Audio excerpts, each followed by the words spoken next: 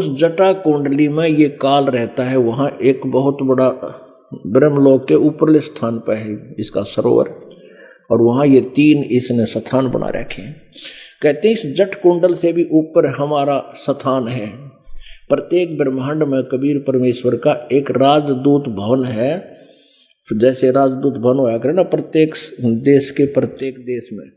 तो गरीबदास जी कहते हैं जट कुंडल ऊपर आसन है, सतगुरु की सैल सुनो भाई, धरु पर लाद भी ना पहुंचे, सुखदेव को मार्ग ना पाई। और परमात्मा कहते हैं 16 शंख पर हमरा तकिया, 16 शंख कोस की दूरी पर हमारा सतलोक तकिया है, वहां स्थान है, अजर अमर स्थान है, सनातन परम धाम, वो तीसरा मुक्ति धाम है। 16 शंख पर हमरा तकिया, हम गगन मंडल के जिंदा, हुक्म हिसाबी हम चल आए, वहां से चल कर आए, ये काटन काल का फंदा। अब थोड़ी सी अमर वाणी सुनाते हैं आपको परमात्मा की। ऋग्वेद मंडल नंबर 9 सूक्त नंबर 96 के मंत्र 16 से 20 में बहुत कंसेप्ट क्लियर किया है कि वो परमात्मा कबीर देव है, और वो कबीर वाणी के द्वारा अपनी अमृत वाणी सच्चिदानंद की वाणी का उच्चारण करता है अपने मुखारविंद से, वो ब्रह्मण्य मुखे कहलाती है। और वो जब परमात्मा वहां आता है तो बहुत बड़े समुदाय का राजा की तरह वो एक उसका उनका मुखिया होता है, और वो परमात्मा अपने लोकोक्तियों के माध्यम से कविताओं से जो उच्चारण करता है, जिस कारण से वो कवियों प्रसिद्ध कवियों में से भी एक होता है, लेकिन वो होता है अमर परमात्मा। और उस ऋषि कहो, संत कहो या भक्त कहो, परमात्मा एक अच्छे भक्त भी कह रहे थे। उस ऋषि मना साधु जैसे स्वभाव वाले ऋषि मना, जैसे आप हो ऋषि मना, साधु संत जैसे स्वभाव वाले होगे, और उन ऋषि मना उसके द्वारा बनाएगी वो कविता अमरवाणी, उनके एक बहुत बड़े समुदाय को जो उसके अनुयायी होंगे उनको अमृत जैसी प्यारी स्वादिष्ट मधुर लगेंगी वह उस परमात्मा की वाणी। ये लिखा तो वो वाणी है ये। अब गरीबदास साहब जी परमात्मा द्वारा प्राप्त उस ज्ञान का कैसे वर्णन कर रहे हैं।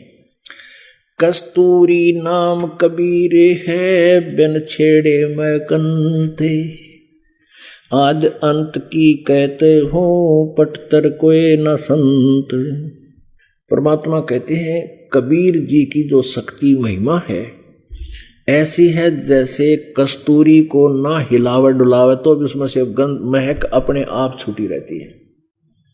कस्तूरी नाम कबीर है, बिन छेड़े मैं कंत, आज अंत की कहते हूँ, पटतर कोई न संत, कि उसके बराबर कोई संत नहीं है। ये आदि और अंत का सारा ज्ञान तुम्हें बता रहा हूँ। गरीबदास जी बताते हैं, चिदानंद चंदन कला अवगत लहर उठनते, झीना आकार अजोक पद, फिर त्रिकुटी में जी खंत।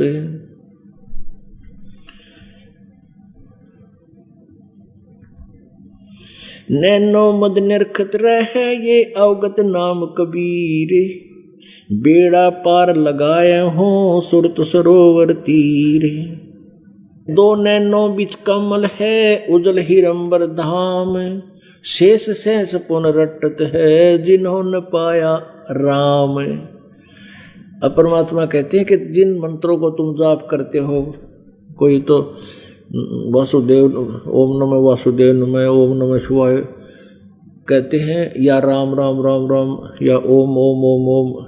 अब परमात्मा कहते हैं कि आप कहते एक जीव और शेष नाग के 2 जीव हैं, और 1000 उसका मुंह, एक बार में 2000 जाप कर रहा है राम राम ओम ओम। अरीबताएं उसने ना पा लिया क्योंकि वो नाम नहीं सही जो परमात्मा प्राप्ति के है उनके पास। और तुम्हारे एक जीव तो तुम कैसे उस मालिक को इस रट का पालोगे। हम बताते हैं उस मंत्र से उस परमात्मा प्राप्ति होगी। नैनो मद निरखत रहे अवगत नाम कबीर, बेड़ा पार लंगाए हूँ सुरत सरोवर तीर। दो नैनों बिच कमल है उदल हिरंबर धाम। शेष शेष पुन रटत हैं जिन्होंने पाया वह राम। शेष 88 ना गए ये 2400 पर चोखे। 3300 पर तलब है कोई बकरा कोई बोके। ओहो, अब यह बात ईब समझना होगी आपके। शेष 88 ना गए और 2400 पर चोखे। 3300 पर तलब है बने कोई बकरा कोई भूखे। परमात्मा की अमर वाणी बताते हैं कि 88,000 ऋषि भी पार नहीं हुए, क्योंकि उनका ज्ञान आपने देख लिया। और 2400 पर चौक है, ये 24 अवतार बताए जाते हैं, कहते इनकी भी बिरान माटी। और 33 करोड़ देवता बताते हो, 3300 पर तलब है बने कोई बकरा कोई बोके। 84 लाख योनियां जाओगे, कोई बकरा बनेगा कोई गधा बनेगा कोई कुत्ता बनेगा।